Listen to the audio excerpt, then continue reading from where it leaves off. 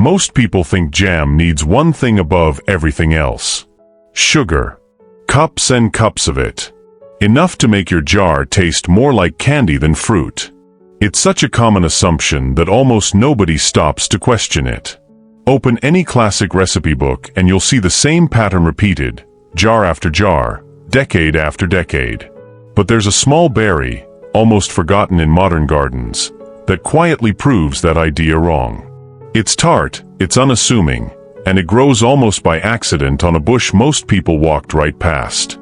And once you understand what it's actually capable of, once you see the trick hiding inside its own chemistry, you'll never look at a jar of homemade jam the same way again. Here's the thing nobody tells beginner gardeners. Classic jam recipes are built around a chemical trick most people never question. Sugar isn't just there for sweetness. It's there because old-fashioned pectin needs a huge sugar-to-fruit ratio to set it all.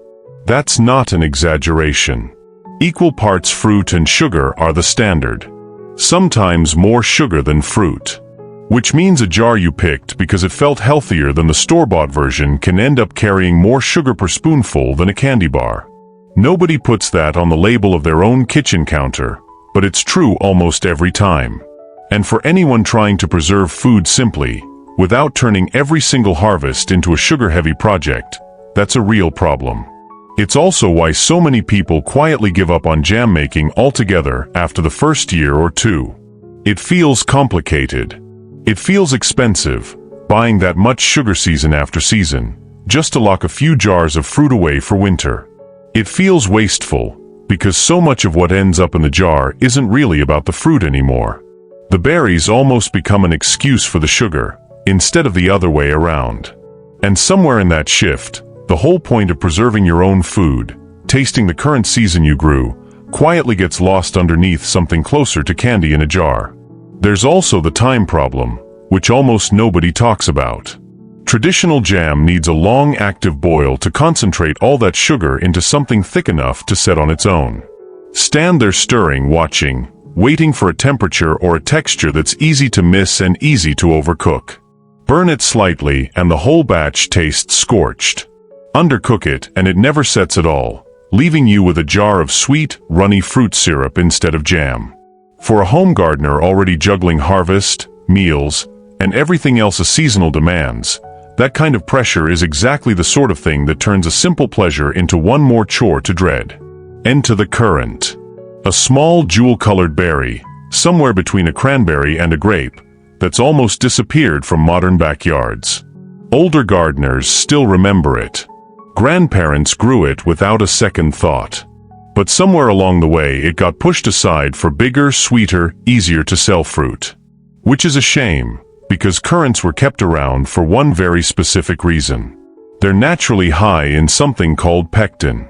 Not the sugar-dependent kind most of us grew up using without ever really understanding it, but a version that, paired with the right method, sets using calcium instead of sugar. That single swap changes everything about how the fruit behaves. Instead of 2 cups of sugar for every cup of fruit, you can use a fraction of that, sometimes barely a third. Instead of standing over a pot for an hour, reducing the fruit down until it's thick and syrupy and half of the fresh flavor has cooked away, you get a set jam in a matter of minutes. The berries themselves do almost all of the work. Their natural bitterness, their tartness, the very things that make a raw currant a little hard to eat straight off the bush, are exactly what make them so good at this. All you're doing is giving that natural chemistry a small nudge, and letting it finish the job. There's a second reason old homesteads loved this plant, and it has nothing to do with jam at all. Currants are almost stubbornly low maintenance. Plant the bush once, and it mostly takes care of itself. Do not spray against pests season after season. Barely any pruning, if any at all. Some growers who tried pruning it heavily one year noticed the bush actually produced less the following season, and simply stopped bothering after that. It just sits quietly at the edge of a garden, asking for almost nothing, and every summer it hands over a small harvest of these tart little jewels anyway. In a world of high-maintenance fruit trees and fussy berry bushes, that kind of reliability is its own quiet kind of magic. So how does it actually work? It comes down to a mixture most people have never even heard of: tucked into the back of a pantry box most cooks walk right past in the store. Calcium water. Just a small amount of calcium powder, stirred into a bit of plain water, mixed in with the cold fruit before it ever touches the stove. No cooking required for that part. No waiting. Just a quick stir, and it's already doing its job. That calcium bonds with the natural pectin already living inside the fruit, and creates structure almost instantly. Real structure, the kind that used to only come from cooking sugar down into a thick, sticky syrup strong enough to physically trap the fruit inside it. That was always the old method. Boil, reduce, boil again, hope it sets. With calcium handling that role instead, sugar stops being the thing holding the jam together, and becomes something you get to choose freely. You can use less of it. You can swap it for honey. You can use maple syrup, or barely any sweetener at all, and the jam still sets, every single time, exactly the same way. Because the thing holding it together was never the sugar in the first place. It was the fruit. It always was. Sugar just borrowed the credit for a very long time. And the method is forgiving in a way old-fashioned jam never was. Miss the exact moment of a rolling boil and nothing is ruined.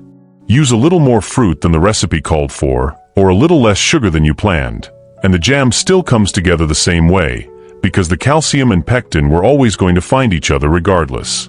For a home cook already stretched thin, that kind of built-in forgiveness matters just as much as the shorter cook time. It turns jam making back into something simple, instead of something that demands your full, undivided attention for an entire afternoon. The result is a jar of jam that actually tastes like what it's made from. Tart, earthy, a little wild, closer to the fruit itself than to a spoonful of dessert. It has that deep, almost rhubarb-like character that only comes from a fruit that wasn't cooked into submission. Spread across a warm piece of rustic toast, it holds its shape, keeps its color, and carries a flavor that store-bought jam simply can't fake, no matter how many berries are printed on the label. It comes together fast enough to make on a busy afternoon, in between everything else a full day already demands, using almost nothing but berries, a little sugar of your choosing, and that one small packet of calcium powder sitting quietly in the back of the pantry, waiting to be noticed. No hours of stirring. No kitchen turned into a sugar factory for a single afternoon. Just fruit, allowed to be what it already was. And once you understand the trick behind it, it's hard to look at any other jam recipe the same way again. You start wondering how much of that sugar was ever really necessary in the first place, in recipe after recipe passed down without question. You start wondering what else, in the garden and in the kitchen, was quietly built around an old rule nobody ever bothered to test. Maybe it's another preserving method passed down without explanation. Maybe it's a whole plant, sitting forgotten at the edge of a garden, waiting for someone to ask why it was ever grown there in the first place. Because sometimes the biggest discoveries aren't new at all. They're just old, patient methods, waiting in a small red berry on an overlooked bush, for someone to finally slow down and notice.